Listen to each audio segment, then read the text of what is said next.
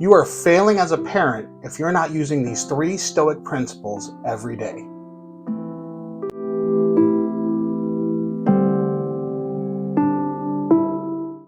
Thank you everyone for joining us tonight. We are so glad that you came. We're going to talk about 3 simple concepts from Stoicism that can help you be a better parent, and you can use them right away.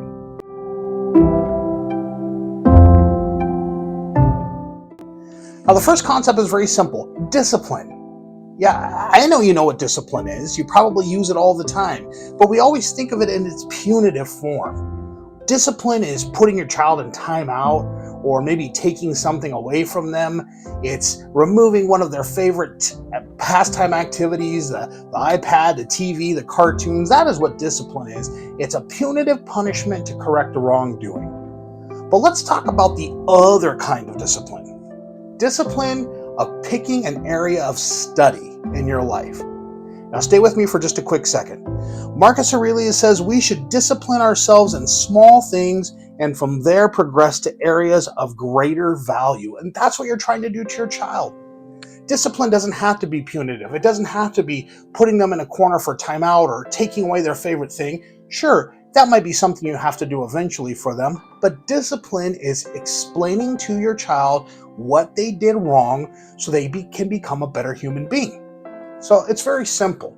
Let's give you a scenario and let's look at how we can use our new thoughts of discipline to help out with that. Bobby threw the baseball in the living room and broke your window. That stinks. He broke your window. Now what you can do is tell him no. You can yell and get upset and say, "No, Bobby." And all that does is just tell him that you're upset, but he doesn't know why. Now, when you take Bobby over to the window and hold his hand and look at what's happened and said, throwing a baseball in the house is probably not the best thing for us to do when we have an entire yard outside that we can throw the ball in. Do you understand why this isn't a good thing? Now, if Bobby laughs and jokes or sticks out his tongue at you, clearly he doesn't understand the concept. But again, that's not an opportunity to punish your child in a way that traditionally doesn't work anymore. What you can do is come back to the moment. Bobby, I think you need to go sit down on the couch for a second. I'm going to come join you in a couple of minutes, and we're going to talk about why it's not the right thing. Now, Bobby has understood 2 things. 1, you're calm as a parent, you're rational, and you're not coming at him out of emotion. And number 2, you're trying to help him learn something valuable. Now, kids can be very, very good at discipline, getting their way through it. They can understand I can do whatever I want, and all I got to do is sit in a timeout for a little while. I'm going to do it. But when you sit down with Bobby and you explain that windows are important, that's how we see out and protect our house. Windows cost money that we now have to use to replace that. There's options for you to make better choices. It's up to Bobby to understand, but it's up to you to deliver it in a way that you're giving him a new discipline, the discipline on learning life. That is the most important factor when teaching your child which direction to take and how to view the things that happen as they grow into their adulthood.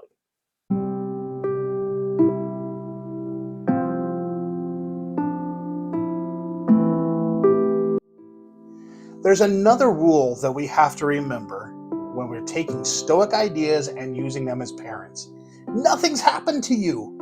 I know you think it has. I know you think your day's been ruined. I know you think it's the toughest morning of your life, but nothing has happened to you. Your child doing something that is completely out of the area of what frustrates you, that brings in your frustration, has done nothing to you. Case in point, a Stoic story. Crates of Thebes was the mentor to Zeno, who eventually went on to become the creator of Stoicism. And as Crates was walking through the streets with Zeno, he had him hold a bowl of lentil soup in one of the busiest streets of Athens.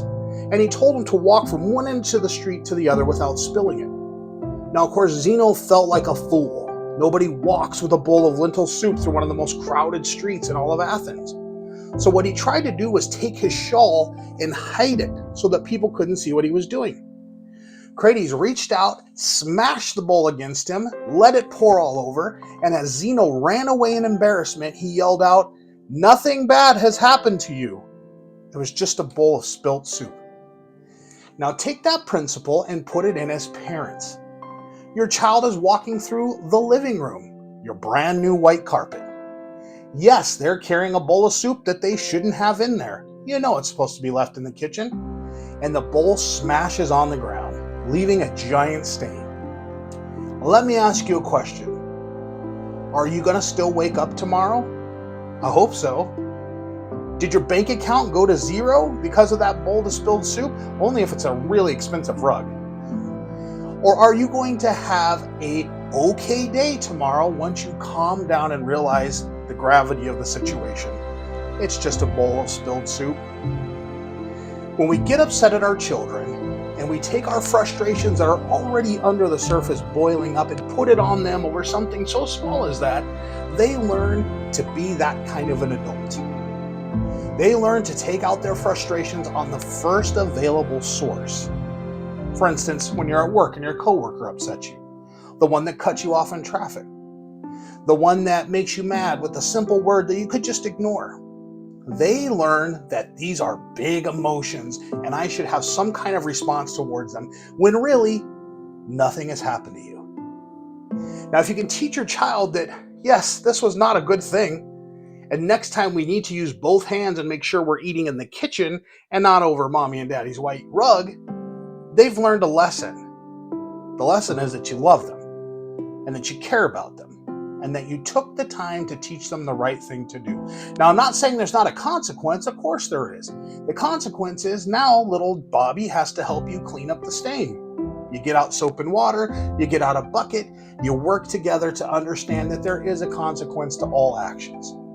But the action is not going to ruin who you are. Nothing has happened to you.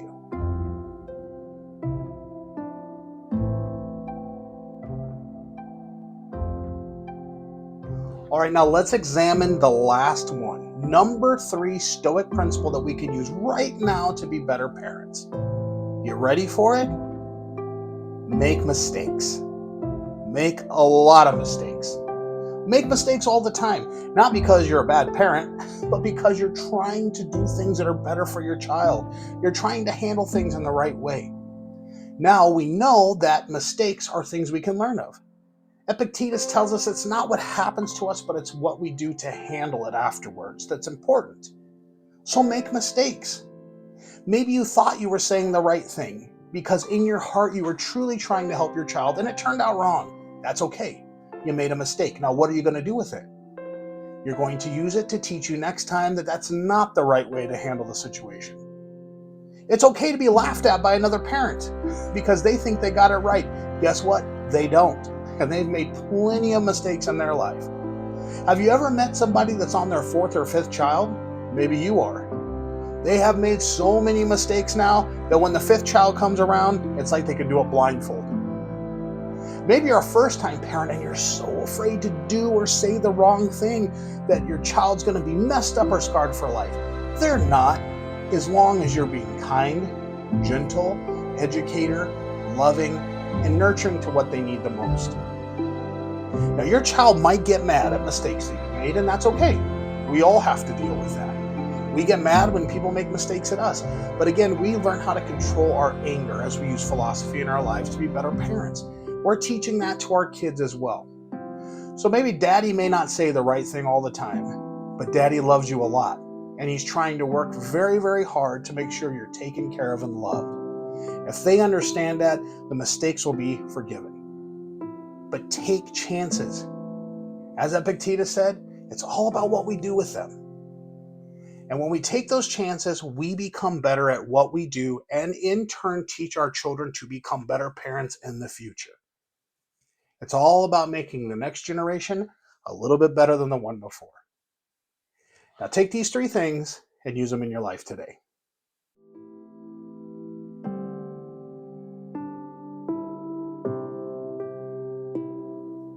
One more thing you need to remember. Go easy on yourself. Parenting is hard. Don't let anybody tell you it's not. I've been in education for over 2 decades, 20 years devoted to child development, seeing kids succeed and fail, to be stagnant and to excel, all because of choices that were made by parents. Parenting is hard, but if you're dedicating yourself to getting better all the time at it, you give yourself grace, you allow yourself to make mistakes, you understand that discipline is about helping your child and not punishing them. Those are the kind of things that make you a better parent, and again, in turn, show your child how to do the same. Thank you for watching, everybody. We'll see you next time.